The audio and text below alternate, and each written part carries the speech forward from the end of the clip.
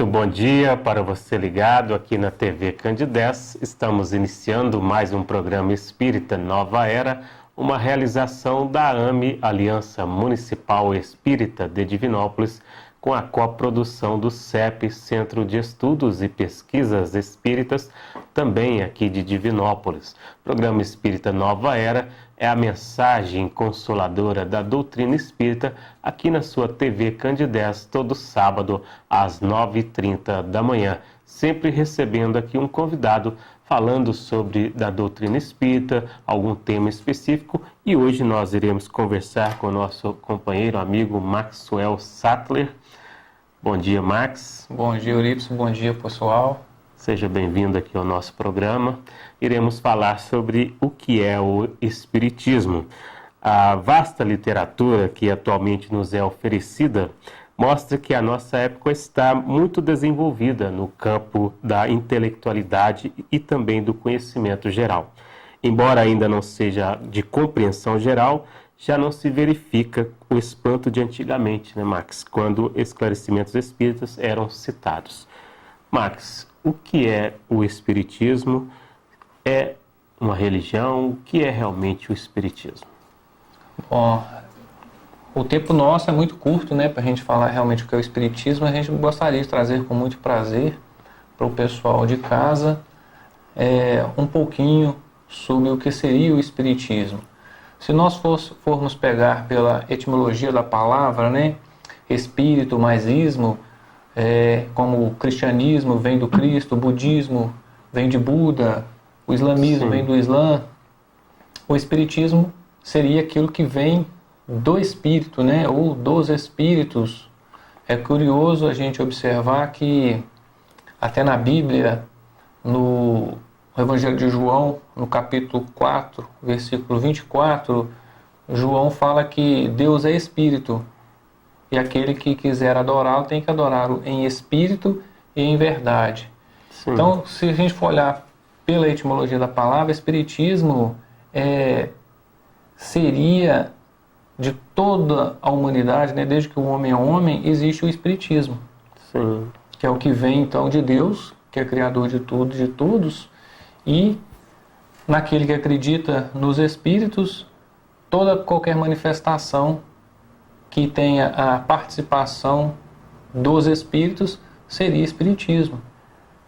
Mas para nós, utilizando aí o mesmo termo, serve para designar o que a gente chama de doutrina espírita, né, que se tornou uma doutrina a partir de 1800, através de um francês, um professor e pedagogo, Rivail, que utilizou o pseudonônimo nas obras kardecianas, que a gente costuma falar, nas obras espíritas, de Allan Kardec. E a doutrina espírita, curiosamente, ela nasceu na época do positivismo. O que seria? Naquela época em que todos buscavam uma aprovação da ciência. Sim. Aí é interessante observar que a doutrina espírita, ela surge primeiramente como uma ciência, então, onde esse professor ele é convidado a assistir alguns fenômenos ditos espíritas, e ele era extremamente cético a esse tipo de coisa, e convencido a observar o fenômeno, ele começa então, com o seu espírito investigativo, a verificar se tem alguma coisa que seja lá algum truque, né? Uhum. Se seria apenas o magnetismo.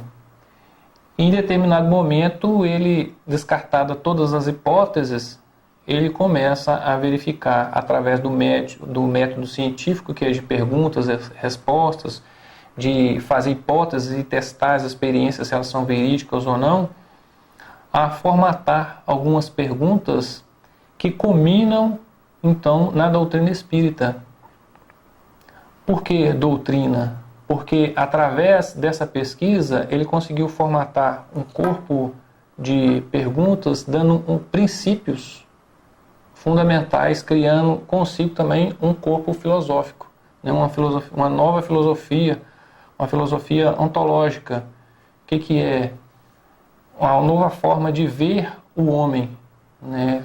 Além da simples matéria, ver o homem como algo mais, como uma parte extracorpórea, né? Como um universo totalmente invisível, do qual Deus seria o criador de tudo isso. Sim. Então o Espiritismo nasce primeiramente como ciência. E é interessante que nós tivemos aqui um grande divulgador no Brasil da doutrina espírita, o professor e filósofo Herculano Pires, que ele traz que seria muito interessante se, uma vez, o Espiritismo reconhecido como ciência. Por que ciência, gente? Porque toda ciência ela tem um objetivo de estudo, um objeto de estudo. Sim. A matemática, né, estuda os fatores, né? A química estuda os elementos, a geografia, a astrologia, a astronomia. Então, cada uma tem a sua área, o seu objeto de estudo. O Espiritismo seria o estudo justamente do espírito, das manifestações que ocorrem, da relação do espírito ou do plano espiritual com o plano físico que a gente conhece. Sim. Então, ela seria essa ciência que estuda isso. E esse professor, ele diz, né, nas suas obras, que seria muito interessante que o Espiritismo pudesse ter selecionado nas escolas como uma matéria, como uma ciência espírita, mostrando ao homem que ele é muito mais do que uma simples matéria, que seria exatamente um ser imortal. Bacana. E o que ensina, então, o Espiritismo e quais são esses pontos fundamentais? O Espiritismo é uma coisa que eu particularmente acho fantástico nele, que ele vem trazendo para nós, né, além do que a gente falou que seria o objeto de estudo dele, essa relação de estudar o ser espiritual, estudar o mundo espiritual e estudar a interação dele para conosco e de nós para com ele. Ele vem trazendo para nós quem nós somos, de onde nós viemos, o que nós estamos fazendo aqui nessa vida na Terra e onde nós podemos estar no amanhã. Isso aí são perguntas que a humanidade faz desde sempre, né? Sim. Qual que é o motivo de tudo isso? A gente está aqui na nossa vida. E tem os pontos principais da doutrina espírita que seriam, primeiro, né, os princípios da doutrina espírita seria Deus, a existência de Deus, a imortalidade das nossas almas, a reencarnação, o esquecimento do passado, a lei de amor e caridade, a lei da própria evolução em si, né? A relação ou a comunicabilidade dos espíritos para conosco, de nós para com eles. Então esses são os princípios básicos da doutrina espírita. Sim. Muito bacana. E como então surgiu a doutrina espírita em si? Você disse lá com Kardec, como assim, de fato, a partir de que obra veio? Pois é, através dessas pesquisas elaboradas por Kardec, né, por Allan Kardec, ele fez mais de 1000 perguntas a centenas de médiuns diferentes, e ao formatar essas perguntas, que a gente chama, ao codificar, ao formar um conjunto de ideias e princípios, ele codificou então numa obra que foi dado o nome de O Livro dos Espíritos. E depois de um exaustivo trabalho de pesquisa neste campo, dessa nova ciência que surgia, ele, no ano de 1857, no mês de abril, lançou, né, a publicação dessa primeira obra, que compõe aí a pedra primordial do que a gente conhece hoje como a doutrina espírita. Sim. Ou como o espiritismo contemporâneo que a gente conhece. Sim, além do Livro dos Espíritos, quais os outros livros básicos dessa codificação espírita? Isso, a partir do Livro dos Espíritos, eles desdobrou, né, os pensamentos filosóficos dessa doutrina em outras obras.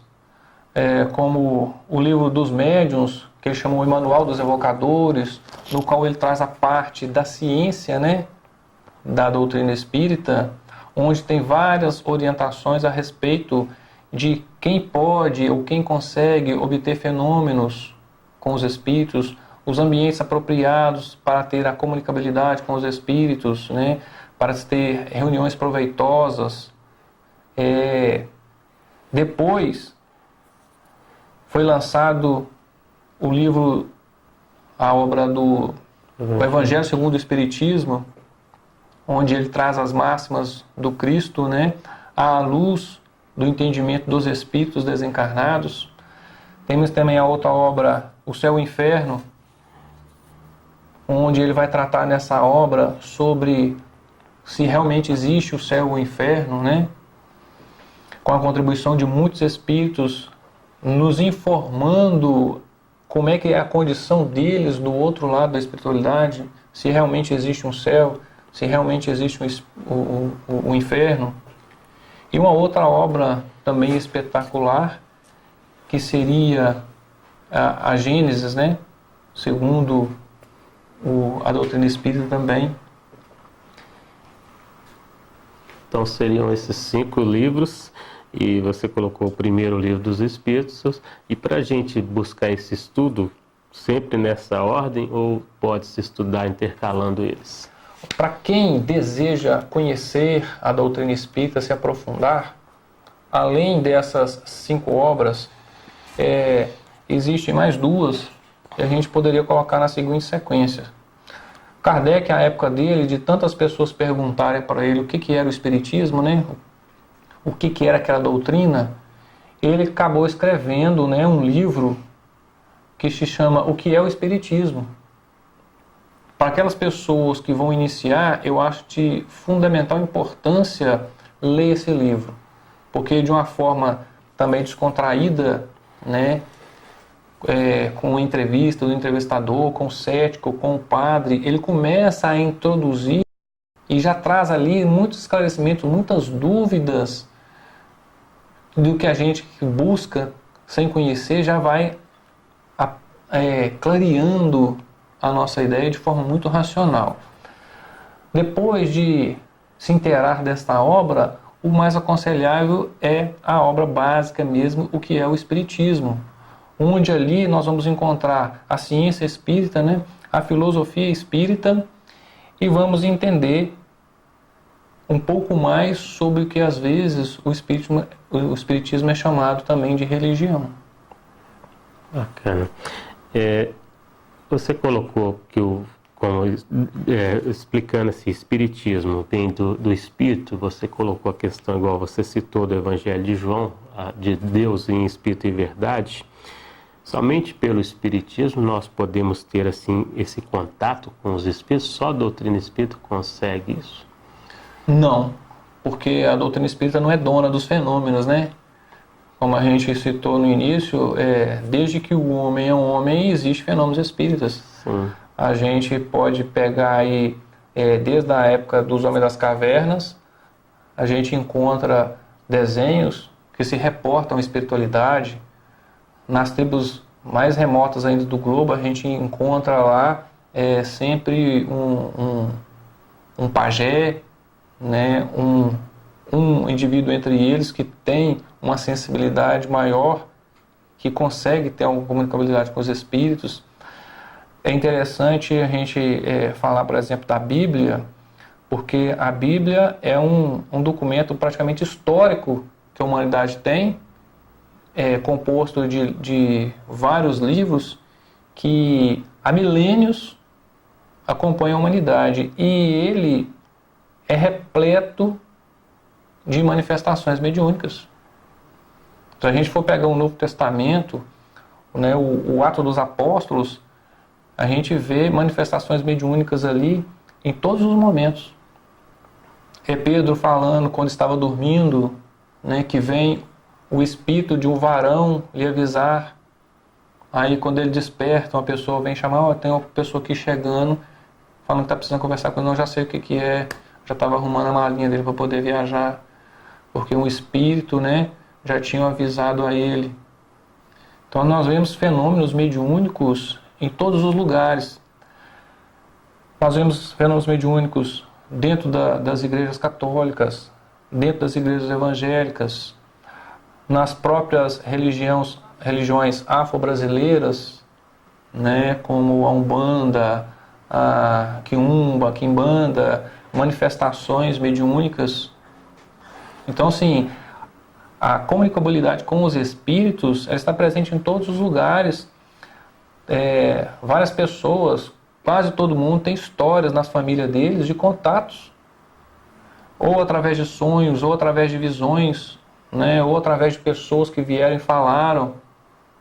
As próprias aparições aí As aparições podem ter nomes diferentes, né? Sim. Pode ter nomes diferentes. A doutrina espírita ela traz alguns vocábulos até criados por Kardec para poder distinguir, que, como eles dizem, uma ciência nova tem que haver novos nomes para poder distinguir, né? Então a gente vê que às vezes tem nomes diferentes, mas são as mesmas coisas. Para uns, um espírito ainda ignorante seria um demônio, né? Para um espírito benfeitor seria um anjo, mas não deixam de ser espíritos. No Velho Testamento, na Bíblia, né, em Hebreus, se não me engano, no capítulo 4 também, a gente encontra lá que são os anjos, senão espíritos a trabalhar para Deus. Então, sim, os fenômenos, eles não são propriamente da doutrina espírita, né? Eles são livres. Tanto é que Jesus fala lá assim, ó, vocês podem proibir as pessoas de profetizar, mas os velhos profetizarão, as crianças profetizarão, os jovens profetizarão. Então está para todo lugar. Muito bem. E o Espiritismo tem sacerdotes? Olha, primeiramente a gente tem que entender o que é ritual, né? Sim. O ritual, ele passa por um histórico que determinadas religiões têm e usa alguns padrões que se consideram consagrados, ou seja, não necessariamente que sejam sagrados, mas a gente coloca como sagrados, né? São que vêm através da cultura, principalmente através da tradição. Sim. E não se abre mão daqueles rituais, eles são repetidos de forma metódica desde ontem e hoje vão continuar sendo repetidos amanhã. Então são esses rituais. E não temos também, né, sacerdotes, que seriam os representantes sagrados de determinadas doutrinas, como a Igreja Católica tem, desde do padre até o Papa, né, passando por várias graduações, digamos assim, como representantes de Deus. Sim. Na doutrina espírita a gente não tem isso nesses moldes, não temos essa hierarquia. O que a gente tem, às vezes, é aquela hierarquia natural que a própria doutrina espírita nos mostra. Quando Kardec pergunta assim, os espíritos exercem poder ou têm poder uns sobre os outros? Aí a espiritualidade responde que tem sim poder, e esse poder é o poder moral, e ele é irresistível. Então, às vezes, o que a gente tem no nosso meio, né, que a gente costuma chamar do movimento espírita, são pessoas que, através da sua capacidade, a sua envergadura moral, transmite para a gente isso e a gente reconhece. Mas é uma conquista íntima pessoal, não é só porque a pessoa foi te dado aquele título ou aquela hierarquia, não. Ela é uma hierarquia natural. Exatamente. A questão de respeito, exemplo do Chico Xavier, por exemplo, não é considerado um representante nesse sentido, mas é pelo respeito, pelo trabalho, pela obra que ele deixou, o legado que ele deixou. A gente Exatamente. tem como uma referência. Quem teve a oportunidade de conhecê-lo pessoalmente, de conviver com ele, né, nem que seja algumas horas, algum dia, vê que ele realmente tinha uma envergadura moral muito maior. Sim. Porque, assim, que irresistivelmente era respeitada. Tanto que, usando ele como exemplo mesmo, né, muitas pessoas, muitas outras doutrinas religiosas podem não concordar com os princípios da doutrina espírita, a qual nós falamos aqui, mas respeitavam ele, dado a envergadura moral que ele tinha, né? Como pessoa, como ser humano, era indiscutível. Muito bem. Max, o que a prece pode, assim, o que o Espiritismo nos coloca com relação à prece, essa importância de orar, vigiar, conforme Jesus nos traz? Olha, a prece, eu acho que é um tema muito interessante, né, para ser discutido. Eu costumo falar para as pessoas, quando a gente tem a oportunidade, e a doutrina espírita ensina isso para a gente, que a prece é aquele momento em que nós ligamos a nossa essência ao Criador. Sim. Né? A prece é o instrumento ao qual nós temos a oportunidade de pedir a Deus ajuda para as nossas fraquezas morais, onde nós obtemos assim a ajuda dos amigos que se encontram mais adiantados do que nós, né, no plano espiritual, de nos assessorar.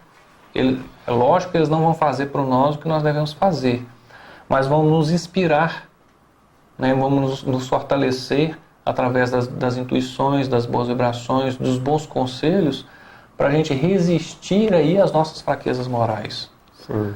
Quando Jesus fala assim, por exemplo, e o interessante da doutrina espírita, que ela nos ensina, e que também é um dos princípios, né, da doutrina espírita, eu considero, que é a fé raciocinada.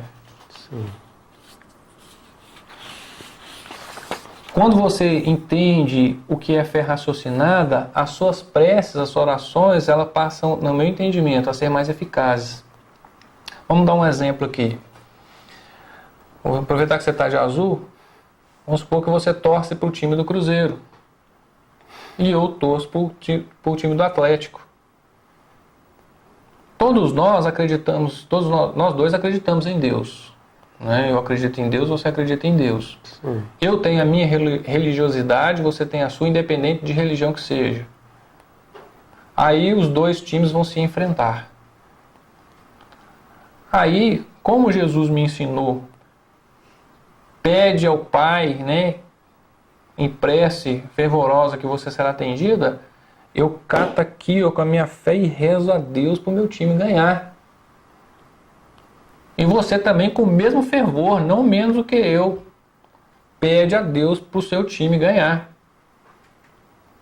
Quem é que Deus vai atender? Aí o seu time perde, aí a gente vai fazer igual os hebreus de antigamente, falar assim, o meu Deus é mais forte do que o seu Deus. Sendo que Deus é um só, Ele é Pai de todos nós, Ele não pode agradar a você em detrimento de mim, ou vice-versa. Sim. Mas aí então ele seria injusto para comigo ou para com você? Ele seria injusto se ele atendesse um de nós dois. Porque quem que tem que vencer? Olha, ali vão ter lá 11 jogadores de cada lado, mas a equipe, qual que é o justo a vencer? Aquele que for melhor, não é? Aquele que estiver mais preparado. Então Deus não pode atender a gente nessas preces. Então a doutrina espírita ensina a gente até a gente fazer as nossas preces. A gente ser menos egoísta, né? Menos vaidosos. Seria justamente fazer pelo outro aquilo que gostaria que ele nos fizesse, né? Já é um princípio. Agora, quando Jesus fala pra gente que tudo que a gente pedir ao Pai, em nome dele, a gente é atendido, realmente a gente é atendido. Mas eu costumo falar com as pessoas o seguinte, falo assim, mas nem sempre o que a gente pede, a gente está preparado para receber. Sim. Outro exemplo que eu gosto de dar é uma criança, às vezes vê o pai fazendo a barba, com a navalha, aí quer pegar, né? Não quero fazer também. Aí você não pode, é perigoso. O que a criança faz? Ela dá birra, chora, esperneia, fala, não gosto mais de você. Muitas vezes nós somos assim para Deus. Só que um dia, você enquanto pai, você vai dar para o seu filho, fala assim, agora você tem condição de fazer a barba. Você vai saber utilizar o instrumento. Deus também assim é para conosco.